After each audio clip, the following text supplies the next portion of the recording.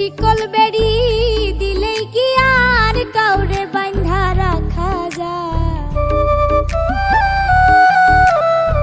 শিকল বেড়ি দিলেই কি আর কাউরে বাঁধা রাখা যায়? যদি থাকিতে না যায়